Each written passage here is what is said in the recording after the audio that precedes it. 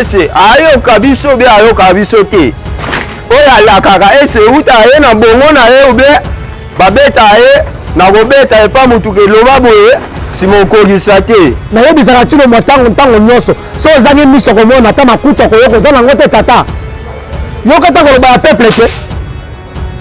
un président république soi-disant aza escoté peuple aye mais c'est Denis Kadima c'est approche il y a monsieur Chilombo mais c'est Denis Kadima c'est la double nationalité sud-africain congolais azali na deux passeports mais c'est Denis Kadima azali moto ça quitte ba pour parler liboso ça la bloqué nini oyo ya malunga oyo akoyebisa peuple na 2023 nini oyo malunga oyo azosala biso na kati ya mboka toujours souffrance ezali mboka toujours passe ezali tozokende na kokufa bato misusu bakoma bakulu na cause nani président bato misusu bakufa bato misusu balimwa kaka boye na mboka na biso cause kaka ye lelo lobi ke ngana bundeli mboka na bunda mboka pona avantage ya bana mboka mais le moment okomi na esika wana otali susi mateke na bundeli mboka pona bayi mboka obosani wana nyonso ba convention religieuse auto komona na Congo bangonde bazali boter ya malheur ya peuple congolais oko ya lobi ya osala remise de président Jésus akoye babiso ba congolais qui est congolais et qui n'est pas un congolais osala remise de président Jésus o abena ani benaka seso sero mubutu seso kumbeni wa zabanga akufa akenda wapi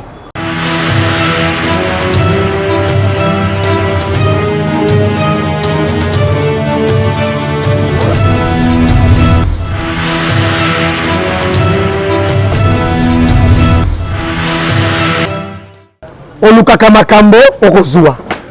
tino malukaki makambo te alukaki makambo soit disant ya kopesa slogan ya pamba o gratuité d'enseignement quelle gratuité gratuité escoterie de escoter peuple esalema nulle part na monde na yebisaka tino ntango nyonso so ozangi miso komona ata makuta koyoka oza nango te tata yoka ta koloba ya peuple te un président république soit disant aza escoter peuple aye nalobaki yango la fois passé nalobaki omona wapi na mokili to mpe na mboka moko na mokili awa yo lobi oti enseignement gratuit mais enseignement gratuit yango baki mondial azopesa yo mbongo chaque fin du mois abimisaka mbongo apesaka so mpe ya nyongo so mpo opesaka ye baminere ya Congo oyebanaka te esuki wana te bayi ministre na ye ya monsieur Chilombo bakomi kolobaka te lokola société entreprise les seules entreprises oyo monsieur Chilombo amemeli bakongolais eza ya ram moto asombi unité na ye yo kati ye unité peuple ka biso peuple tokonyokwamaka oyo kolia na kpokoso kolala na kpokoso kotambola na kpokoso Chilombo alingi babiso baliwa ti wapi bandeko nanga botala nde lolenge ya tata oyo entreprise amemi ya ram okata biso unité okati moto unité ministre na yesu kawate mungu ba interpeller na palais du peuple na ndako ya population oyo akoloba ko devant ba ponami alobi ote o mbongo wana neto kataka wana yango ndeke na enseignement na gratuité mais ezali kama ko kamwa ami fundi ya moko afundi na patron na monsieur Chilombo comment ça fait-il baki monzo la pesa mo gratuité yo pe koto kata mbongo ya ramu lobi ote eke na gratuité lo lenge nini de Congolais kaka moto yo fait souffrir on fait souffrir kaka ozimbongo bando ko botata ko jolisa na ebisa yo raisa bai Congolais molakisi oyo lakisa mwana o mateya o pesa mwana o mateya asomi unité na yati na telefone bazu bakati yango baki babombi moso ko na fedi mo bazu bapesi ese wona ezali futi te wona ezali commission ozomisi mo lakisi mbongo na yebo obombela kiye surtout enseignement gratuité eza wapi papa moment ya kopesa to basiloga lokuta depuis banomaka yo pa mese Kabila Hippolyte toyebi ke non silogo ya nango kaka eza le peuple d'abord elimwe ekomi yo enseignement gratuit ya fafre ya lokuta ozo escoter peuple na moi unité na motia sombaka biso peuple toza déterminé comme un seul homme toko permettre teke buzoba oyo eleki na 2000 bana 2018 ti tokokende koma 2023 et répéter lisusu pour M. Silombo aza nana permanent pour servir Kabila mieux à servir na occupant. So to ba occupant ça veut dire quoi? Ba occupant ba toujours au service na bango za Silombo Félix na Kabila Hippolyte. Akosa bato te na Kabila Kabani nyoka lokuta libala eko tmeti lelo. Ce côté limboka na biso ko lo social les alliés. Côté social écoute papa de c'est na ko ina ibisa oboye wana kutu ko tanga yango te. Côté social. Social à mensonge, social ma promesse, na social au appel, social au motasol la kazuli futa na suka sanza. Et c'est la Congo zali. À la Congo ba ça ba coup de main, main d'œuvre. Ba coup de main. Ba coopérant to banga batia na kini. Ba coopérant ba ça na kishasa ole ko doli vivre nango. Mo sala ke social. Social ni message mo bemi. Ato buka le kutongo na tebini na sanzi ni hotel ya porter social be na kata Congo. Apporter sécurité na côté ya mboka. Tata aza le couteau ya mikosa ye moko te akosa eloko na kombo ya mboka. Aza ndoki. Po ndoki aza nga soni. Ndoki aza na aloki na butu na moya yako sekisa yo. Ndenge se Chilombo. Ya otuka na yebisi ba Congolais ezali bande ya mwana kata mboka. Tango wakobuki seso ezate. Tango wakokeba wenge tonya wenge mezome wenge BCBG esi eleka. Il y a que nous, le peuple congolais, nous devons libérer le cannabis au Congo. Le pays est occupé. Soit la libération à travers les études, nous devons les libérer. Qui est ce Koya? Congo ne l'aura jamais libéré. Le Koya, le Biga, on remise le président Jésus. Qui est Congolais? Et qui n'est pas un Congolais? On s'est remis le président Jésus.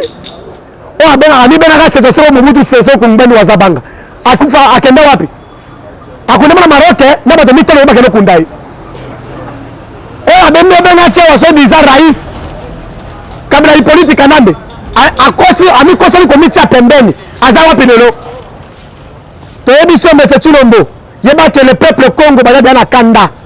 pe kanda na biso to sango likona moto likona yo na bango veteran likona yo et puis tango za muke ta yeso mola isute Congo to za unité ya soudé to comment souffrir président Nabiso aloba ke non peuple boza na kimia bogo sepela kala mingi te ki salume banda mais ki salume banda enregistre ce que tozo mo ni réaction moko te tozo mona te ni eloko moko te oyo azo salela biso na mboka soki aza na posa ke biso to vivre alongola makambo ya lukuta nyonso tu oyo ye azo ke sala balukuta nyonso oyo azo ke loba balukuta nyonso ke kosa ba mindele akosaka lisusu te et puis makamwa gratuité alongolango na mboka l'état gratuité ezalaka te bato babano tanga te bapara babano futa mbongo na classe po na bana basa nini batanga ye lelo akomi kosaka no gratuité enseignement de base soki akei na poto akei kosa ba mindele ke non ne eza boye Congo eza na kimia Congo eza na paix vie sociale ekoti or que vie sociale na Congo eza te toza na posa toyeba lisusu nini oyo ya malunga oyo akoyebisa peuple na 2023 nini oyo malunga oyo azosala biso na kati ya mboka oyo mboka toujours souffrance ezali mboka toujours passe ezali tozokende na kokufa bato misusu bakoma bakulu na cause nani président bato misusu bakufa bato misusu balimwa kaka boye na mboka na biso cause kaka ye kimia eza te misala eza te alingi te moto atambola alingi te moto avancer soki moto avancer lobi okoyoka atineli ye batoile boke kanga ye baye kwa lever ye mbala moko ake desation inconnue